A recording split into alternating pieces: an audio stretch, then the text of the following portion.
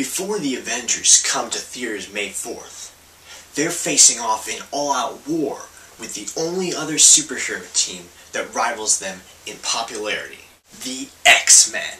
And we are going to have the lowdown, the primer, on this year-length comic event.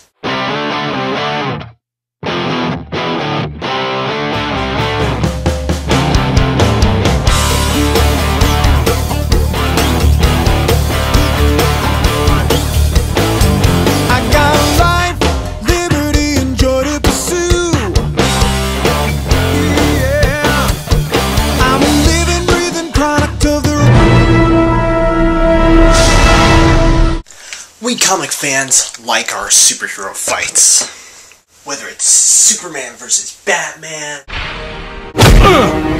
Hulk versus Thor, or even the Atom versus Ant-Man. You serious? For some reason, it's in our blood. The Atom would totally win, by the way. Lies! These fights have been around almost as long as superheroes.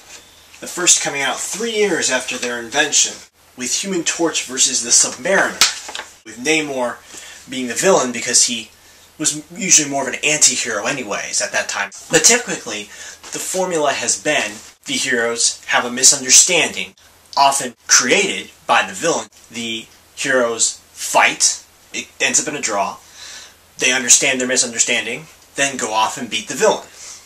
More recently, however, the trend has been to have heroes come to blows over philosophical differences, like Spider-Man's no-killing versus the Punisher's killing, or a specific issue, such as Marvel's gigantic hero versus hero crossover, Civil War. Civil War also had a genuine winner and loser to that battle. Both have been carried over into Avengers versus X-Men. What is largely unprecedented is making a superhero fight between two specific teams a comic book event of this size. Sounds like fun. The Avengers and the X-Men are two very different teams. The Avengers is an all-star lineup of Spider-Man, Captain America, Iron Man, who are there to protect humanity out in the open. Just that simple. Earth's mightiest heroes type thing. The X-Men are much more outsiders who are trying to protect people, yes, but they're much more focused on their own mutant group, training mutants to be better people and trying to gain acceptance in the world at large. I built this school where mutants could learn to focus their powers in a positive way. Backstory time! So, if you're the Avengers and a giant cosmic entity that destroys galaxies is coming to Earth and is targeting one girl mutant to become its new host, what do? Well, you take that girl into protective custody and then prepare to stop the cosmic force. If you're the X-Men and your leader is Cyclops, and that cosmic entity, the Phoenix Force, possessed your true love once, and she had to kill herself in order to stop it. It was part of a different emotionally scarring backstory. You let the Phoenix Force possess this girl so that we can have power on our side to protect our people.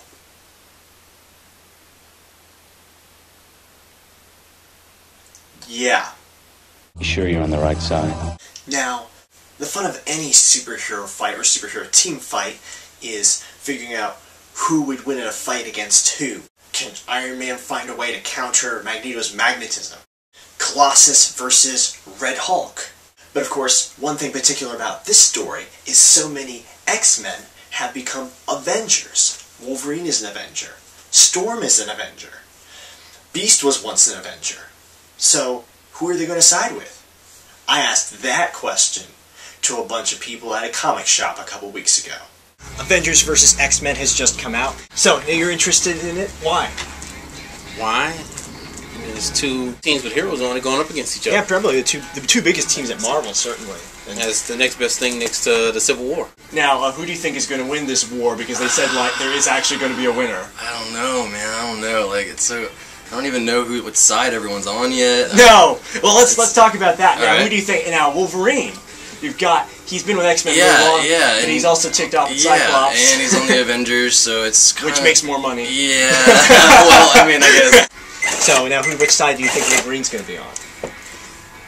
That's a good choice. I would normally say we'll go with the X-Men to be with the mutants, but being as though that he split with Scott. Yes. That might make it go more toward.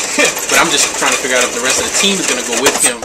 Yeah. Or is it just going to be him? Exactly. Yeah. I don't know. I really feel like he's gonna hook back up with Cyclops. I think they always get along in the end. So. Yeah. Yeah. Wolverine is an X-Men. Yeah, he is the X-Men. Exactly. Like, whenever anybody thinks X-Men, they think Wolverine. Exactly. Yes. Exactly. So, but some others are in doubt. I mean, Storm has just become an Avenger. Yeah. And her husband is an Avenger. I don't really like him too much, but I think she'll stick with Wolverine, whatever he does. Yeah. And I'm pretty sure her and Cyclops they go way back. I think Storm would most likely go with the X-Men. Yeah. Because I think she basically feels more loyalty to the mutants than anything, even when they are wrong. Yeah, of course, yes. We're arguing kind of about the Beast, because, Beast, I would think, would want to be neutral, but basically his opinion is going to count somewhere along the line. Yeah, because, he hasn't been an Avenger in a long time, but...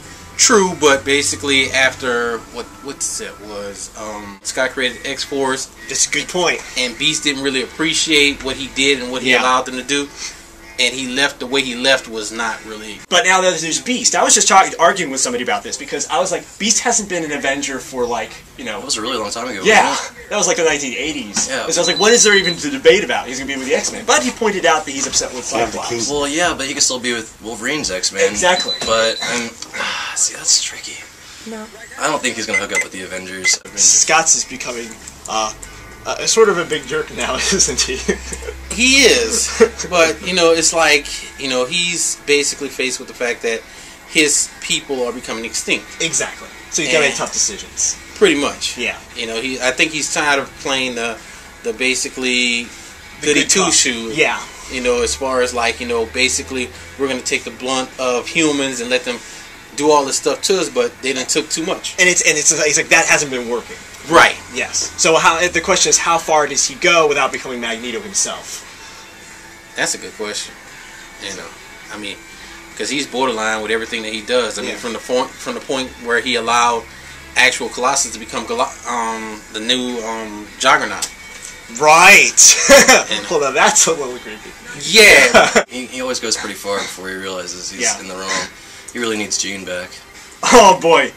Let me tell you, I thought I was the only person in the world who wanted Jean back. Oh, no. I just hope that Phoenix is actually Jean coming back. Maybe they'll throw us for a loop. That would just be...